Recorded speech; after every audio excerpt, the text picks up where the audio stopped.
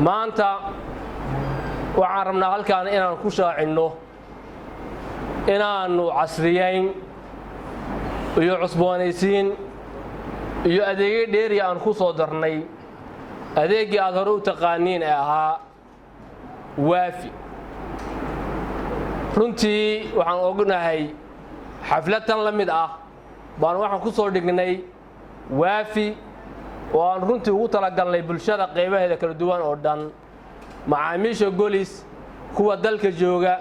iyo kuwa dibadda joogaba inay isticmaalaan adeeggaas. waafi waxa uu macaamiisha u qabanayay in ay moobeelkooda kaarkooda golis iyagoo isticmaalaya inay la soo degaan application, dabadeedna ay ku isticmaalaan dhammaan adeegyada shirkadda. waxay ka helayeen adeegyadii wicitaanka, waxay ka helayeen adeegyadii sahalka, waxay ka helayeen adeegyadii bangiga salaam bank, waxay ka helayeen adeegyadii xawaaladda ee taaj. waxaa intaa u dheer macmiilka golis haddii uu ka tago deegaamada golis ay ka shaqayso amaba uu ka tago Soomaaliya uu aado waddamada caalamka meeshuu rabo,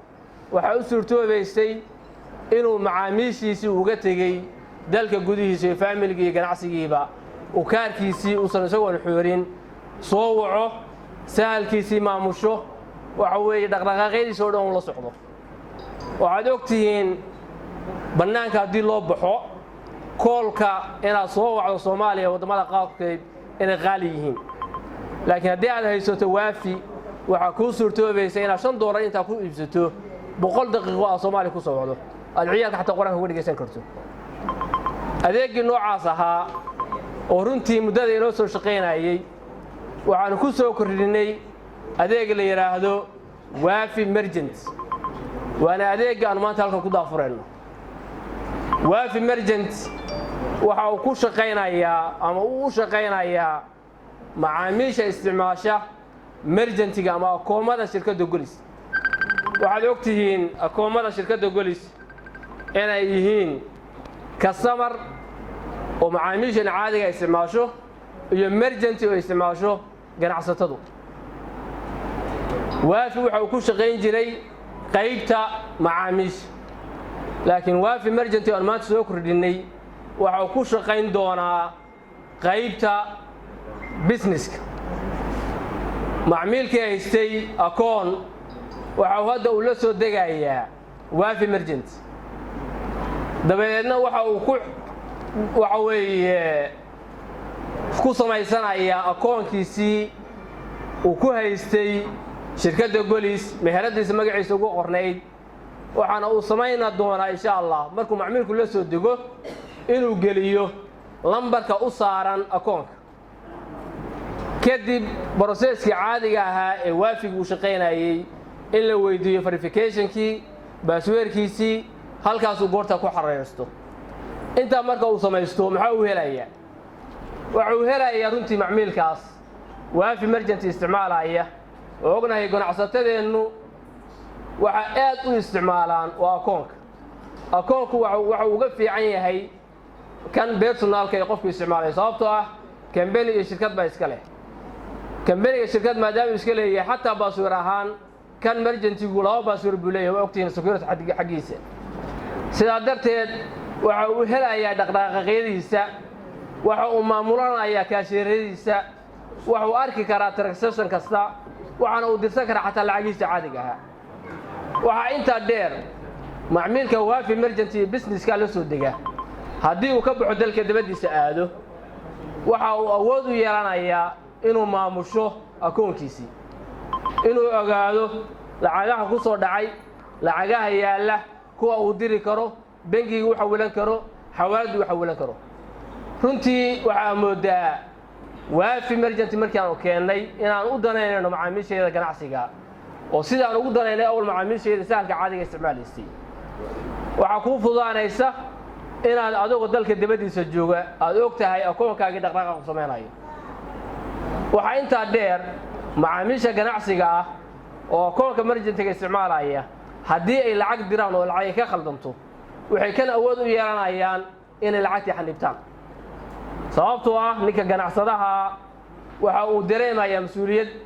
haddii lacag ka khaldanto intuu kuyuu shirkadda u soo geli lahaa soo wici lahaa waxa u fududaanaysa lacagta inuu xanibo kadibna processka celinta shirkadda loo maro oo loo celiyo uusan ka warwarin akoon maadaama uu isticmaalayo waafi emergency uu leeyahay in lacagta ka khaldantay email kala aado waa u fududaanaysa inuu cisho inta kadib waxaan ku soo korinay adeegyadii machine la yiraahdo POS machine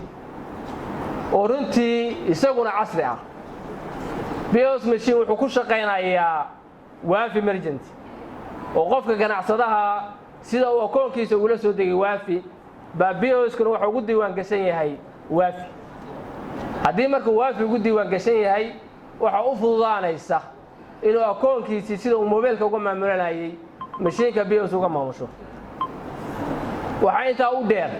macaamiisha businesska ama meherada ka iibsanaysa oo ka ganacsanayo inuu macaamiishii inventory-gii uu lahaa isagu waxa uu iibinayay POS mashiinka uu ku dalacdo ku active garaysto kadibna markii macmiilku uu lacag dalbado lacagtii uu ku bixinayo POS mashiinka isagoo isticmaalaya waafigiisii waxa inta u dheer POS mashiinkaas wuxuu aqbali doonaa kaar kasta oo international oo waxa weeye adduunka dibadiisa laga isticmaalo mastercard cid walba oo wadata waxa uu fududaanaysa macmiilkaas inuu international ahaan lacagtiisa kala baxo oo macmiilka wax looga iibsado waxaan rajaynaynaa marka macaamiishayada Golis hadday ahaadeen macaamiisha saalka isticmaasha iyo kuwa ganacsigaba oo emergency isticmaalaba inaanu ammaankooda dhaqaale sugno inaanu ammaankooda markay dalka ka tagaan businesskooda sidoo loo socon lahaayeenna aanu ka fikirno oo businesskooda ka dhigno online transactionada iyo dhaqdhaqaaqyada akoomada galayana waxa aan rabnaa runtii inuusan ka warwarin macmiilkaasu si uu helaya hore waxaan idinku diyaarinay emergency oo qofka macmiilka ah waxa uu gelayaa www.emergency@golis.so wuxuu kala socon karay macmiilka dhaqdhaqaaqiisa oo dhan kan sahalka caadiga isticmaalayana wuxuu isticmaalayay my account www.myaccount.golis.so horey baan u fududeynay inaan qofku ka warwarin yaan lacag u diray yaan lacag ii soo diray transactionka goormaan sameeyay ma aan sameyn miya haddana waxaan rabnaa inaan inta uga soo dhawaano oo isagoo maaragtay casri ah waafi POS mashiinka aan idin sheegay waa ka qofku runtii waxa uu isticmaali doonaa halka waxa ku jiri doona oo ku jira hadda uu ku diyaarsan abki waafi hadduu ku diyaarsan yahay macmiilka businesska ah akoonkiisa halka ugu jira dhaqdhaqaaqiisa buu kala socon karaa kaashiiradiisa buu maamulan karaa lacag buu ka diri karaa lacag baa lagu soo diri karaa waxa inta u dheer beheladaas waxay iibiso oo dhan halkan ku xareysanaysa si online ah qofku markuu yiraahdo lacag ba intaasaan ka dalbaday ama waxa uu ka iibsaday halkan uu taabanayo mid walba lacagtiisa buu soo saaraya macmiilka lacagtii lagu lahaaba u dalacmaya intaas markay dhacdana macmiilku wuxuu ku ifin doonaa kaamiradiisa waafi waxa uu soo bixi doona meherada magaceedii